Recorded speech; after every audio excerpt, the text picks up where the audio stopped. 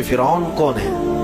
فرعون صرف ایک شخص کا نام نہیں ہے، مصر کا جو بھی بادشاہ ہوتا تھا اس کا لقب فرعون ہوتا تھا۔ تقریباً 18 یا 19 فرعون آئے، جو بھی بادشاہ ہوتا تھا اس کا لقب تھا یہ فرعون، اکثر لوگ اس کو نام سمجھتے ہیں۔ اب جو موسیٰ علیہ السلام کے زمانے کا فرعون تھا وہ بڑا جری تھا، اسے طاقت پر غرور بھی تھا، گھمنڈ بھی تھا۔ ایسا ہے کہ تقریباً 100 سال تک تو کبھی اس کو سردی بخار بھی نہیں آیا، بیمار کبھی نہیں ہوا۔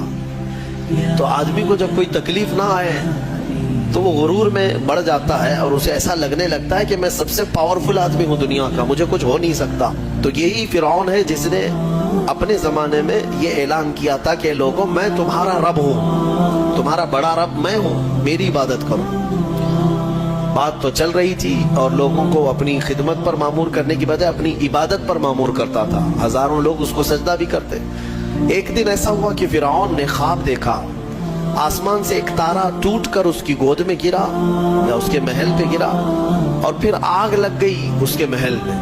وہ گھبرا کر کے اٹھا، صبح نجومیوں کو، کاہنوں کو بلایا کہ اس خواب کی کوئی تعبیر صحیح بتا دے۔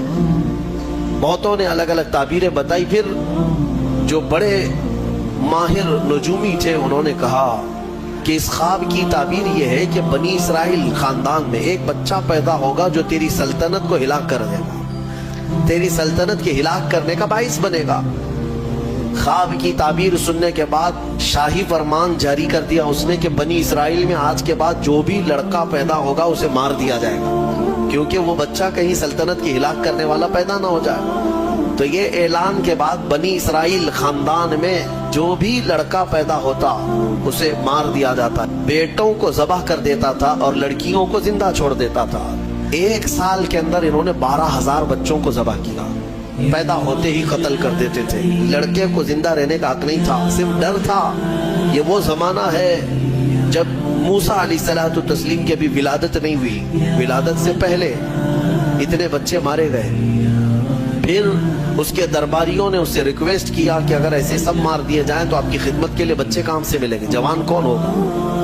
تو 1 سال چھوڑا جاتا، 1 سال مارا جاتا۔ اتفاق ایسا کہ جس سال مارا جانے والا تھا اسی سال موسیٰ علیہ السلام کی پیدائش، ان کی ماں حاملہ تھی اور پیدا ہونے کا وقت جب قریب آیا تو اللہ تبارک و تعالیٰ جسے جہاں چاہے بچائے، ہاں جس انداز میں چاہے وہ اللہ تعالیٰ حفاظت فرماتا ہے۔ تو موسیٰ علیہ السلام کی ماں کے دل میں اللہ نے بات القاء کی کہ تہ خانے میں چلی جائیں۔ وہ تہ خانے میں گئی، بچے کی ولادت ہوئی، لڑکا پیدا ہوا۔ اب وہ گھبرا گئی کہ یہ سال مارے جانے والا ہے اور وہ بنی اسرائیل خاندان سے تھی۔